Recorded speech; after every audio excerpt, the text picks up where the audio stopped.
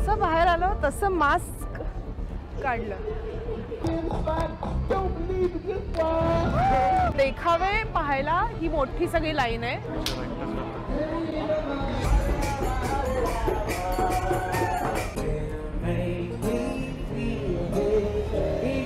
हे मेलबर्न मधलं सगळ्यात जुनं रेल्वे स्टेशन आहे.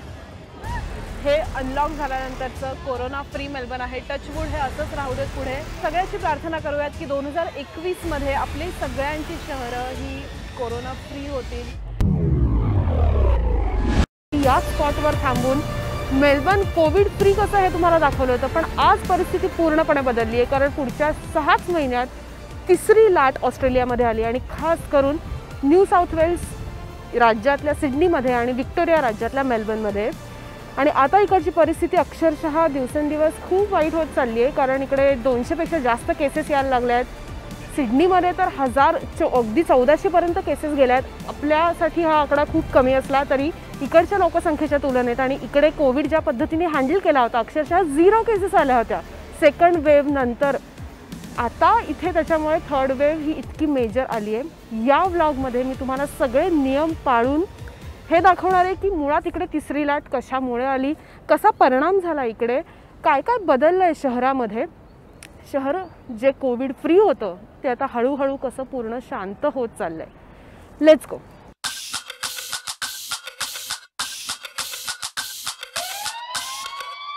ऑस्ट्रेलियामध्ये तिसरी वेव्ह यायला सुरुवात झाली जूनमध्ये आणि सगळ्यात जास्त फटका कुठे बसला असेल तर तो सिडनी आणि मेलबर्न या 2 शहरांमध्ये. मी डॉकलँड्समध्ये आहे आणि इथे फक्त एक्सरसाइजसाठी बाहेर पडलेत लोक. 2-2च्या ग्रुपनीच बाहेर पडतात. आता माझी ट्रॅम उजवीकडनं येते. 1 तास एक्सरसाइजसाठी चालण्यासाठी आपण बाहेर जाऊ शकतोय. त्याच वेळात फक्त मी शूट करते. ट्रॅम आली आहे. ट्रॅम पण मोकळी आहे आता.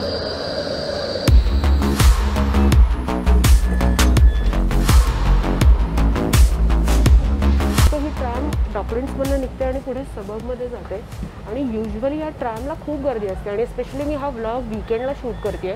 वीकेंडला तर हमखास तुफान गर्दी असते आणि आज ही पूर्ण निश्चित पडली आहे. मास्क कंपल्सरी, म्हणजे इव्हन बाहेर पण कंपल्सरी झालं. तुम्हाला आठवतं आहे जेव्हा मी या ट्रॅममधनं बाहेर पडले होते बर्ग स्ट्रीटला, तेव्हा मी मास्क काढला होता, तसं मास्क काढलं. यावेळेस मला तसं करता येणार नाही. आता मी तुम्हाला बर्ग स्ट्रीटलाच घेऊन जाते, ज्या स्ट्रीटवर काय माहोल होता. पण आजची बर्ग स्ट्रीट कशी दिसतीये? पहिली लाट, दुसरी लाट, या सगळ्यात 210पेक्षा जास्त दिवस बंद राहिलेलं शहर तिसऱ्या लाटेला कसं झेलतंय? फायनान्शियल लॉसेस किती झालेत? लहान मोठ्या व्यापाऱ्यांच्या, सर्वसामान्यांच्या खिशात गव्हर्नमेंटकडनं किती पैसे आलेत? या सगळ्या प्रश्नांची उत्तरं तुम्हाला पुढच्या काही मिनिटातच कळणार आहेत. आता जनरल थोडी ट्रॅम मोकळी आपण पोहोचतोय तोपर्यंत मी ट्रॅममध्ये आतमध्ये कसं असतं ते सांगते. ही जी जागा आहे ना, ही फिजिकली चॅलेंज लोकांसाठी आहे आणि त्यामुळे ट्रॅममध्ये एक स्लोप पण आहे. त्या स्लोपवरनं ते त्यांची व्हीलचेअर चढवून बरोबर या जागेत उभं राहू शकतात आणि त्यांना जर ड्रायव्हरशी बोलायचं असेल तर इथे एक बटन आहे. हे बटन दाबल्यावर डायरेक्ट ड्रायव्हरशी त्यांचा कॉन्टॅक्ट होतो. इथे वरतीच या ट्रॅमचे रूट्स पण दिलेले आहेत सो दॅट त्यांना सोपं जाईल. आणि हे चेक इन कोड आहे. हा काय हे पण मी तुम्हाला सांगते पुढे जाऊन. पण हा check in code QR code आहे. हा स्कॅन करून तुम्ही या ट्रॅममध्ये चढलात हे तुम्हाला रजिस्टर करायला लागतं.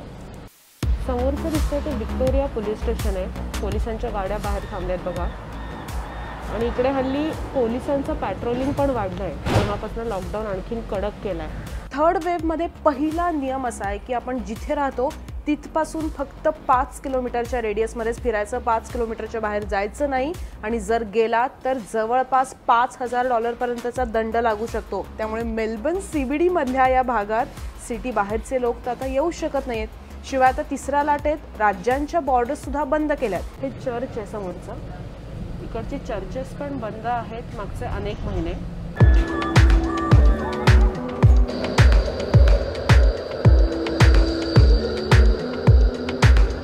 इकडे लांब दिसतीये ना ती बर्ग स्ट्रीट आहे आणि शनिवार रविवारच्या वेळेला या बर्ग स्ट्रीटवर तुफान गर्दी असायची. आत्ता तुम्हाला दिसेल ही बर्ग स्ट्रीट. त्या स्ट्रीटवरची जेवढी केवढी दुकानं आहेत, खायचे जॉईंट्स आहेत, ते सध्या बंद आहेत. खायचे जॉईंट्स बंद आहेत म्हणजे आतलं किचन बंद नाही आहे. इकडे टेक अवे फूड पार्सल घेऊ शकतो. पण तुम्ही हॉटेलमध्ये जाऊन नाही बसू शकत. आता ही सगळी मोठी मोठी शॉप्स आहेत, ती पूर्णपणे बंद आहेत. ही जी गल्ली आहे ना डावीकडची, ही डावीकडची गल्ली, याला म्हणतात हार्डवेअर लेन. याच्या दोन्ही बाजूनी बसायला असं मस्त जागा असायची. याच्या दोन्ही बाजूनी खरं तर रेस्टॉरंट्स आहेत. आज ही पूर्ण गल्ली दिसू शकते for the first time may be. आता सध्या फक्त काही कारणांसाठीच तुम्ही घर सोडू शकता. एक म्हणजे जर तुम्हाला वॅक्सिन घ्यायचं असेल तर, किंवा तुम्हाला कोणाची काळजी घ्यायला जायचं असेल तर, केअर टेकर म्हणून जायचं असेल तर, तुमचं इसेन्शियल सर्व्हिसमध्ये काम येत असेल तर, किंवा अगदीच इसेन्शियल गोष्टी घ्यायच्या असतील तर, आणि एक्सरसाइजसाठी, या गोष्टींसाठीच बाहेर पडू शकतात. ही संपूर्ण बर्ग स्ट्रीट क्रिसमससाठी खरं तर आता तयार होणार होती, किंवा आता हॅलोवीन पण आहे त्याच्यासाठी पण तयार होणार होती. पण आता हे पूर्ण महल म्हणजे शांत झालं आहे.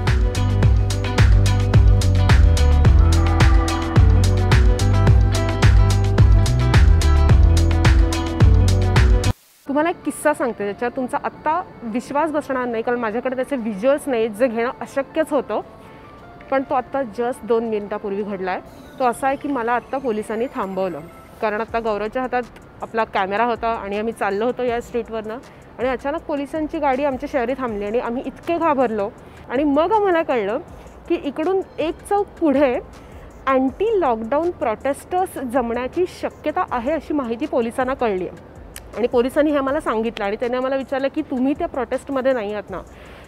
आम्हाला जस्ट एक क्रॉस कन्फर्म करायचं होतं. आणि मग त्यांना जेव्हा कन्फर्म झालं की आम्ही त्या प्रोटेस्टमध्ये नाही आहोत, मग त्यांनी आमचे आयडेंटिटी कार्ड बघितले आणि मग ते म्हणले ओके फाईन, तुम्ही फिल्मिंग अगदीच करू शकता, तुम्ही चालू अगदीच शकता, इट्स जस्ट दॅट तुम्ही त्या पुढच्या चौकात जाऊ नका, कारण तिकडे खूप पोलीस आहेत आणि आम्हाला असं कळलं की तिथे प्रोटेस्टर्स येणार आहेत. अँटी लॉकडाऊन प्रोटेस्ट मेलबर्नमध्ये झालेले आहेत आत्तापर्यंत 3 आणि मोठे, आणि त्यातला जो दुसरा झाला तो फ्लिंडर स्ट्रीट स्टेशनच्या इकडे झाला. आठवतं हे स्टेशन?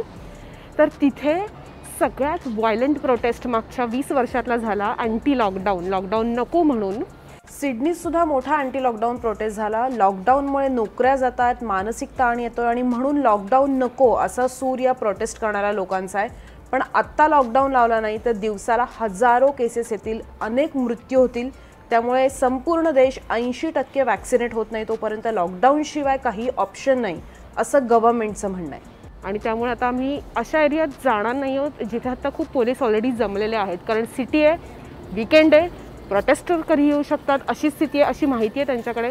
तिसऱ्या वेव्हमध्ये ना 2 गोष्टी सिरियस आहेत. म्हणजे डेल्टा व्हेरियंट अपेक्षेपेक्षा खूप फास्ट पसरतोय आणि दुसरी महत्त्वाची गोष्ट म्हणजे तो लहान मुलांमध्ये पसरतोय. अगदी 2 दिवसांपूर्वी सिडनीत एका 4 वर्षांच्या मुलीला कोविड झालाय. त्यामुळे कोविड फ्री दरम्यान सुरू झालेल्या शाळा आता पुन्हा एकदा बंद झालेल्या आहेत. आता तुम्हाला दाखवते की इकडे ट्रॅकिंग कसं होतं आहे. म्हणजे आत्ता माझा जो मागचा मॉल दिसतोय तो काही दिवसांपूर्वी हॉटस्पॉट होता, म्हणजे तिथे कोरोनाचा एक पेशंट येऊन गेला होता आणि त्यानंतर धडाधड तिकडे आलेल्या सगळ्यांना मेसेज आले, ज्यातले आम्ही पण एक होतो, की तुम्ही पटकन दुसऱ्या दिवशी जाऊन कोविड टेस्ट करा आणि त्याच्याशिवाय तुम्ही घरातून बाहेर पडायचं नाहीत. किंवा एखादा कोविड पेशंट सापडल्यानंतर तो कुठे कुठे गेला आहे हे त्यांनी सांगायची फारशी गरजच पडत नाही, कारण पोलिसांकडे सगळा डेटाबेस येतोच. तो कसा येतो हे तुम्हाला आता दाखवते. 7-11 नावाचं शॉप आहे जिथून आपण कॉफी घेतली होती, तिथून तुम्हाला दाखवते की एक्झॅक्टली काय सिस्टीम. तर इकडे कुठल्याही दुकानात तुम्हाला जायचं असेल तरी QR कोड असतो आणि तो कोड तुम्हाला स्कॅन करायला लागतो. तो दाखवते. हा व्हिक्टोरियन गव्हर्नमेंटनी, स्टेट गव्हर्नमेंटचा QR कोड आहे, कुठल्या प्रायव्हेट एजन्सीचा नाही. हा स्कॅन केला की तुम्हाला एक लिंक येते.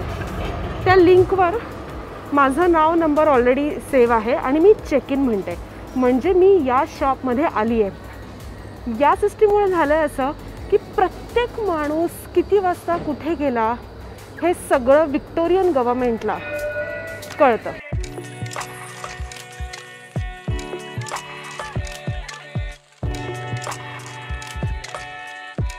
आता आपण त्या स्पॉटला जाऊयात जिथे मागच्या वेळेस क्रिसमसनी सगळं भरलेलं होतं, तो म्हणजे फ्लिंडर स्ट्रीट स्टेशनचा.